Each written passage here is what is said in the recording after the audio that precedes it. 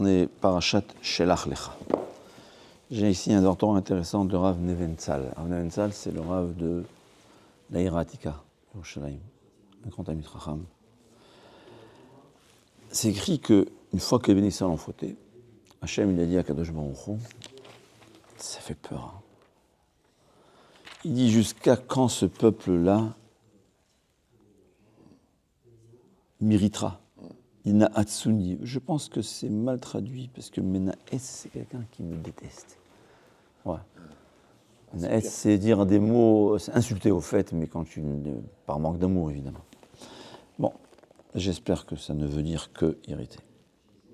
Jusqu'à quand ils vont manquer de croyance en moi, de confiance en moi. Moi, je leur dis que la terre est bien, et comment ça.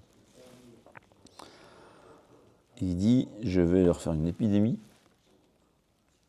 On va les décimer, et toi, mon cher Rabbeinu, mon serviteur, de toi, il y aura le nouveau peuple, la suite du peuple juif.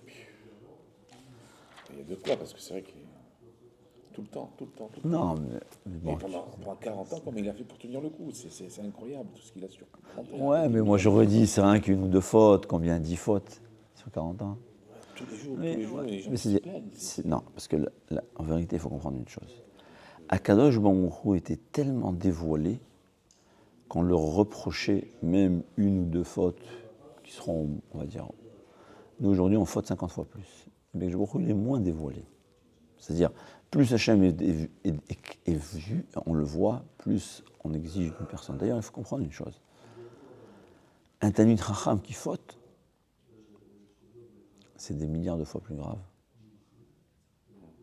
que quelqu'un qui n'est pas Talmid Chacham. Parce que tu connais Hachem, tu le sais. C'est un peu plus profond, peut-être, on va encore parler, en tout cas. Alors il lui dit, et là, mon cher Rabbeinu qui prie,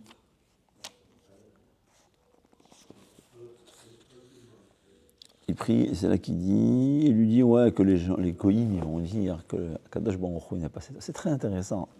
C'est quelque chose que je n'ai jamais encore compris. Hein. Mon cher Rabbeinu dit à Kadosh Baruch Hu que si tu veux anéantir le peuple juif, ils vont dire, ouais, tu n'as pas la force.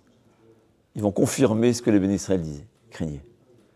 On va dire, toi, tu avais été suffisamment fort contre l'Égypte, mais tu n'es pas fort contre les 36 peuples qui vivent en Israël. Hachem lui dit, bon, si tu as raison, mais je ne comprends pas. Et si Hachem, il n'avait pas pensé à ça, hein, qu'est-ce que tu penses?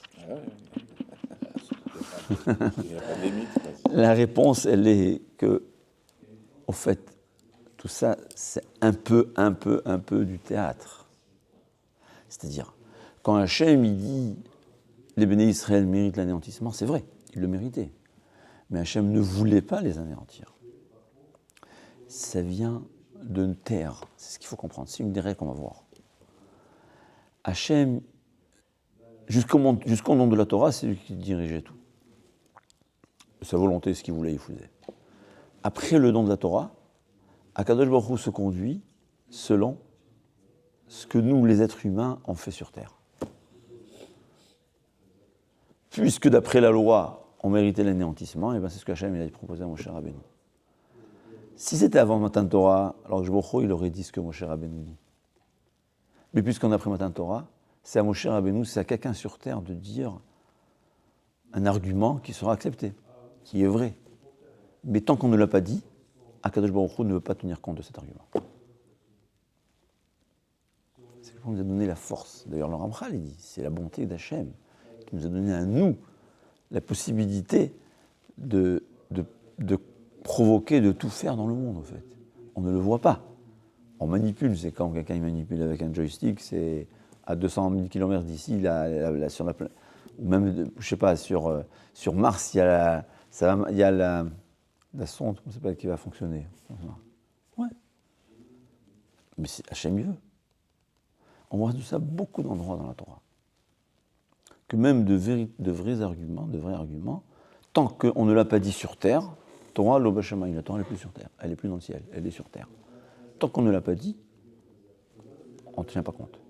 Dès qu'on l'a dit, puisque c'est la vérité, Hachem il accepte. Mais ce que c'est intéressant, que d'abord il dit le premier argument, deuxième argument, il lui dit Ve'ata Igdalna koach Hashem, que ta force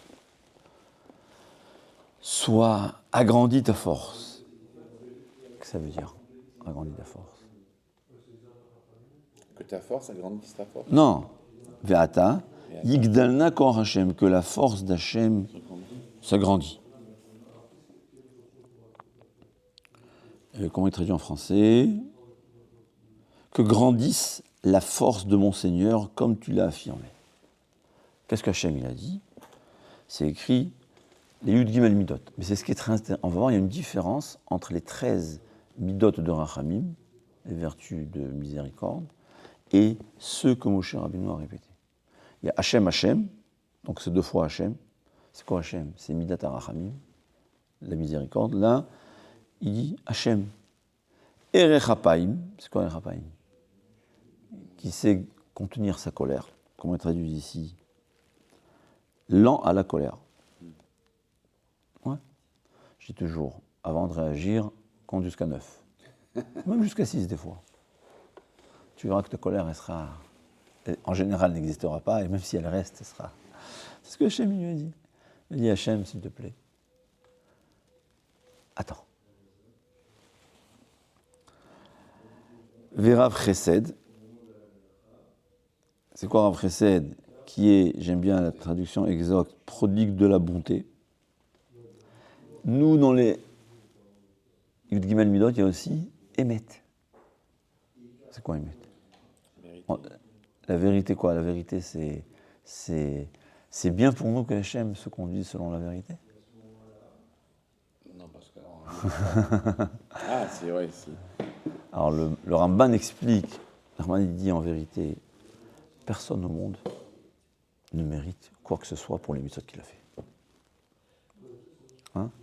Je te donne 24 bonbons, rends-moi 4. Tu mérites quelque chose? Je me donne 24 heures par jour, il nous dit 2 heures par jour, tu me les rends, 4 heures, tu me les rends. On mérite quelque chose? Hein? Akshbokhu nous donne à manger, il nous dit fais la bracha. Je mérite quelque chose? Akshbokhu il m'a donné la possibilité d'avoir le plaisir, il me dit limite tes plaisirs. Je te permets d'utiliser ce que je t'ai donné seulement à 80%. Je mérite quelque chose? Il dit en réalité on ne mérite rien. C'est normal qu'on doit faire. C'est évident. C'est Hachem qui nous donne tout. Alors comment ça se fait qu'Hachem nous récompense? Émet. Il a dit que si on va faire, le fait même qu'on a fait un effort, bien que c'est normal, mais on a fait l'effort parce qu'on est tordu. Ouais. Si on était droit, on n'aurait pas eu d'effort à faire. Mais le fait même qu'on a fait un effort, Hachem nous récompense. C'est ça le Hémet en général. Mais dit le Ramban, Nachmanide, ici Moshe Rabbeinu ne pourrait pas utiliser le Hémet. Parce que si le Hémet, c'est quoi? Les bénis, Akadosh Baruch Hu, tu viens, je te donne un cadeau. Tu prends le cadeau, tu le jettes. Qu'est-ce que je vais faire? Akadosh Baruch Hu leur dit, vous allez rentrer en Eretz Israël. Ils disent, non, on ne veut pas. Ils se mettent à pleurer toute la journée. Ils ont pas pleuré une nuit entière. Hein, comment le Midrash dit? Qu'est-ce qui s'est passé? Les Meraglim, ils sont venus chez eux à la maison, ils se sont mis à pleurer. La femme, qu'est-ce qui se passe? Lui, tu sais, Hachem, il veut nous tuer, il nous déteste. Il veut nous emmener en Eretz parce qu'il veut nous tuer. On va être anéantis, Hitler. Sa femme et ses enfants, ils se mettent à pleurer. Les voisins, ils entendent ça. Et bien, qu'est-ce qui se passe? Il leur raconte. Tous les voisins, ils se mettent à pleurer. Les voisins, ils se mettent à pleurer. Il y avait au numéro 11, tout le monde pleure. Le numéro 13 à côté et 9, ils viennent. Qu'est-ce qui se passe? Ils leur racontent, ils se mettent aussi à pleurer, et ainsi de suite. Tout en Israël, ils ont passé une nuit en pleurs. Pour rien. Il y avait un bon journaliste. Ouais. C'était de bons journalistes. Ils ont fait croire que tout va mal. Comme ce qui se passe aujourd'hui en Eretz. Ouais. Des gens qui veulent tout faire pour que l'Am Israël il soit de mauvais, il soit malheureux.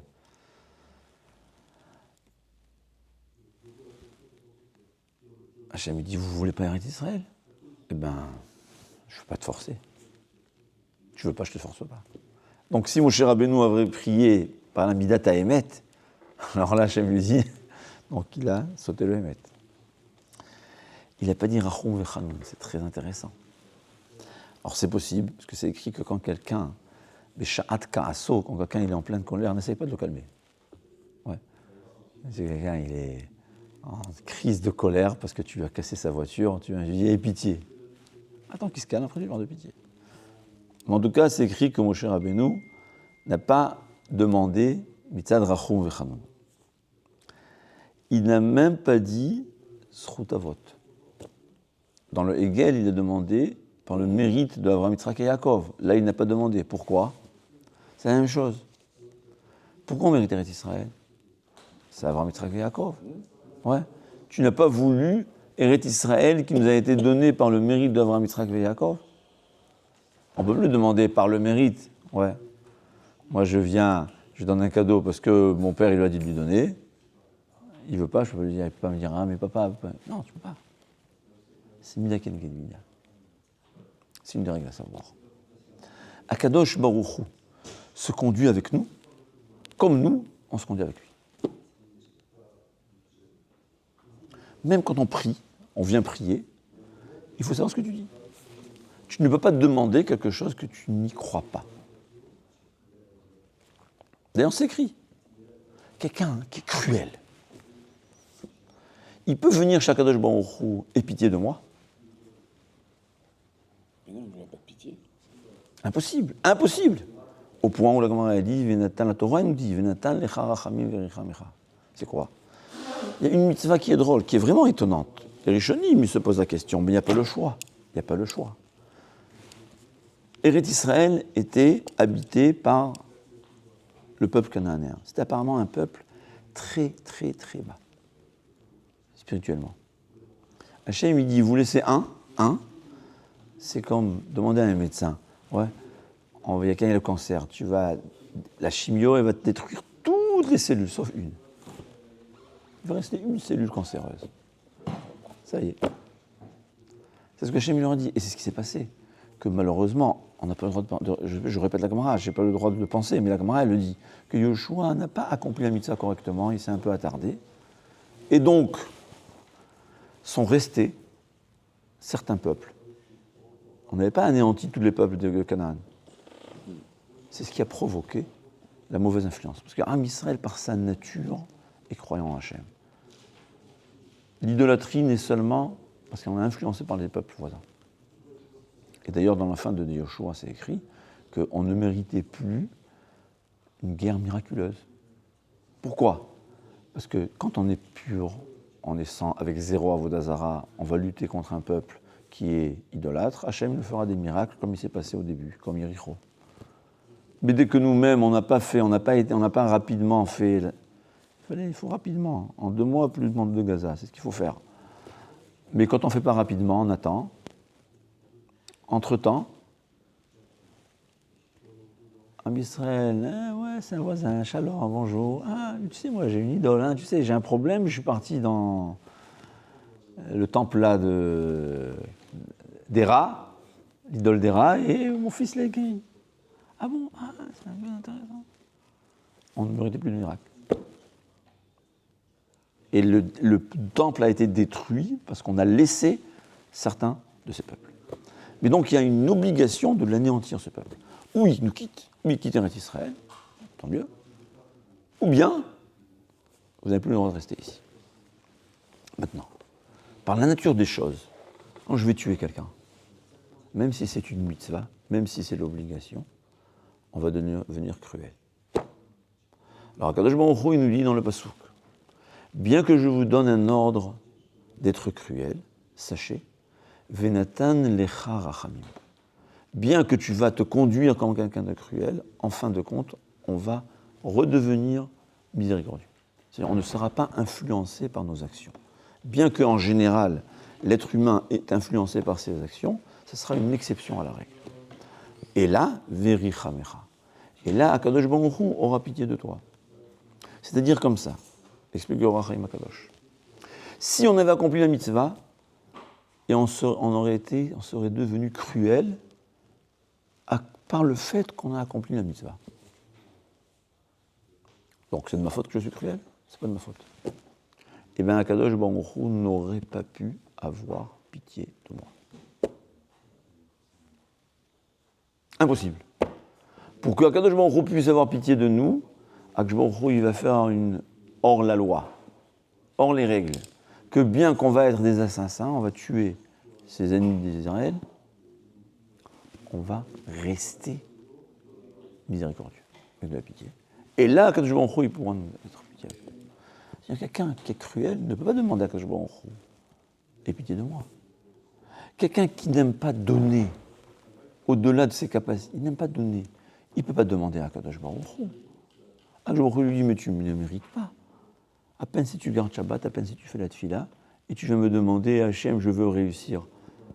Sois gentil. Donne aux autres. Donne aux autres qui ne méritent pas. Akadosh Baruch Hu, c'est un miroir. Hachem tzilcha. Akadosh Baruch Hu, c'est ton ombre. C'est que ton ombre. Tu lui souris, il te sourit. Aujourd'hui, on dit un miroir.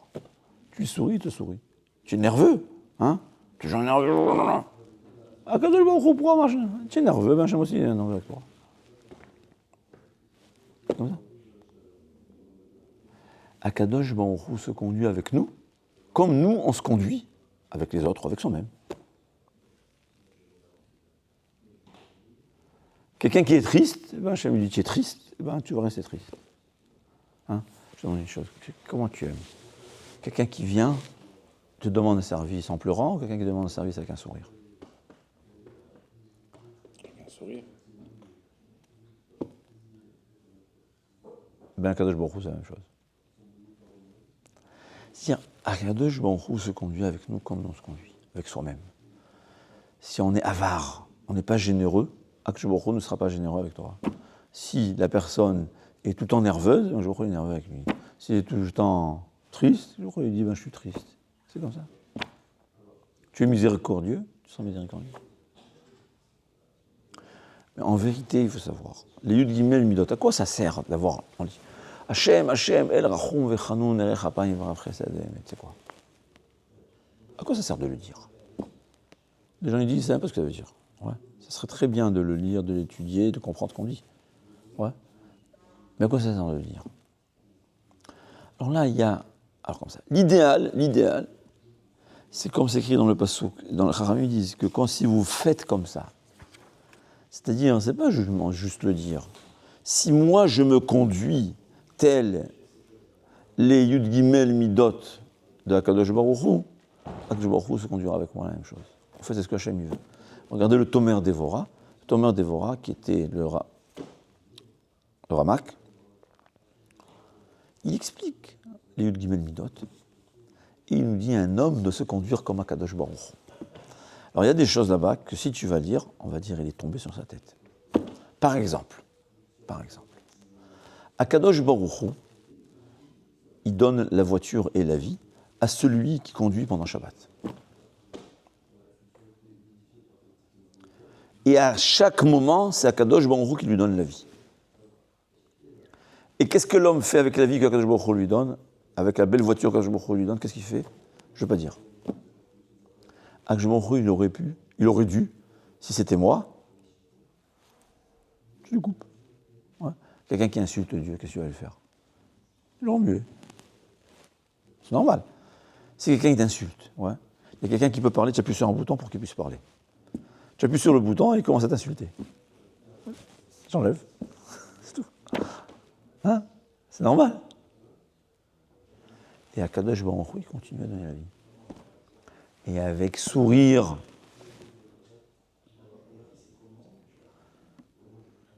Avec sourire, Hachem lui donne. Eh bien, nous dit le Ramak, conduis-toi de la même façon. Ah un peu ou très difficile? Moi, j'aurais dit impossible. Oui, mais c'est possible. Si Hachem le demande, c'est que c'est possible, si tu travailles. Et Akadosh Baruch Hu se conduira avec toi comme tu te conduis avec les autres. Tu fais du chesed. C'est quoi chesed? Je donne aux autres, même s'ils ne le méritent pas. Au-delà, Akadosh Baruch Hu, s'il me donnera si je ne le mérite pas. Je manque d'argent et quand même j'aide les autres, et bien Akadosh Baruch Hu il te donnera même si tu ne le mérites pas. Même s'il y a le Satan qui vient et dit celui-là, Hachem et Rachem, quel avérote il a fait. Akadosh Baruch Hu, il faut qu'il devienne pauvre. Akadosh Baruch Hu dit, tu as vu, il a fait un effort surhumain pour aider un pauvre. Moi aussi, je veux faire un effort surhumain pour lui. Pas un effort surdéiste, un surdivin, un effort surhumain. Je vais lui donner malgré qu'il ne mérite pas. C'est comme ça. Conduis-toi comme Hachem. Tu le conduis comme Hachem, qui est la bonté totale. Ouais, c'est la bonté totale. Pas la bonté qui dit Bismillah, Rahman, il fait sauter 10 000 personnes. On ne parle pas de cette pitié, on parle de la véritable pitié. Ouais, que il a de la peine, même quand il punit, c'est vrai. Ouais. Mais n'importe qui dans l'égoïme. Quand Hachem il punit l'égoïme, il a de la peine. C'est ça la pitié. On est obligé de punir, pas de choix. Des fois. Mais la véritable miséricorde, tu te conduis comme ça. Akadosh Baruch Hu se conduit avec toi comme tu conduis avec les autres. Mais il y a une ma'ala. Même si personnellement je ne me conduis pas comme ça, le fait que je reconnais qu'Akadosh Baruch Hu est miséricordieux, alors là, Hachem, il aura de la pitié avec moi. Il ne faut pas que je sois cruel, évidemment. Mais même si je ne suis pas cruel, mais je n'ai pas de pitié. Mais au moins, je reconnais que la pitié, c'est une qualité. Je reconnais que Akadosh Baruch Hu est pitié. Et bien, Akadosh Baruch Hu se conduira avec moi selon les règles de la pitié. Mais si moi, je ne reconnais même pas qu'Akadosh Baruch Hu, il est comme ça, alors pourquoi? Alors en vérité, je me est tellement gentil que même. Mais on part dans les cas où on a une nécessité. Reconnaître la bonté d'Hachem. Reconnaître la pitié d'Hachem. Ouais. Quelqu'un qui se plaint. Ouais. On se plaint. Hachem il nous a donné, mais il ne nous donne pas suffisamment. Pourquoi il ne nous donne pas suffisamment? Hein? Pourquoi? Parce qu'il estime qu'on n'a pas besoin de plus. Non. Non. Pourquoi? On a fait d'Averot. C'est tout. Moi, je suis convaincu qu'Akadosh Baruch Hu veut me donner plus que ce que moi je donne à mes enfants. Alors pourquoi il ne me donne pas? Hein? Pourquoi? Parce que j'ai beaucoup de fautes à pardonner, c'est tout. Mais c'est la vérité. C'est la vérité. Il y a Rav Eliashib, il dit, il y a des gens, ils viennent. Rav, je crois que c'est Ainara. Moi, je rajoute. Quelqu'un qui me dit comme ça, je lui dis, donne-moi une bracha. Pourquoi? Si c'est Ainara, c'est qu'il a zéro averot. Ouais. Il est bon Hachem, il est Adam Hashalem. Shabbat incroyable, ses prières incroyables. Sa cacheroute impeccable. Il se conduit avec sa femme, mamash, comme il la respecte, tout très très bien. Et malgré tout, il a des problèmes. Ben, c'est Ainara. Dans ce cas-là, oui, je comprends. Hein? En tout cas, on en était, ouais. Quelqu'un qui n'arrête pas de se plaindre. J'ai oublié, j'ai perdu le fil, c'est pas grave. En tout cas, à savoir, Akadosh Baruch Hu se conduit avec nous comme nous on se conduit avec les autres. Et même si on n'est pas capable de se conduire correctement, au moins reconnaître la bonté d'Hachem. Reconnaître qu'Akadosh Baruch Hu comme il est. Et quand on reconnaît, Akadosh Baruch Hu, il va se conduire avec nous. Ouais. Moi, je viens chez quelqu'un. Je lui dis, là, c'est un avare. Hein? Même s'il est généreux, il ne veut pas me donner. C'est vrai ou pas? Et s'il est avare, je lui dis, quel généreux, il voudra me donner. C'est comme ça. Et bien, Akadosh Baruch Hu, c'est la même chose. C'est ça, par Shavua. Et non seulement ça, Akadosh Baruch Hu, tu vois que Moshe Rabbeinu, il calculait ses mots. Il ne pouvait pas tenir compte d'une qualité que nous, on n'a pas.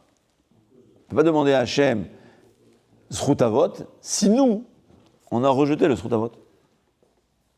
Il ne peut pas demander Rachum Vechanoun à des moments où nous, on n'est pas aptes à Rachum Vechanoun.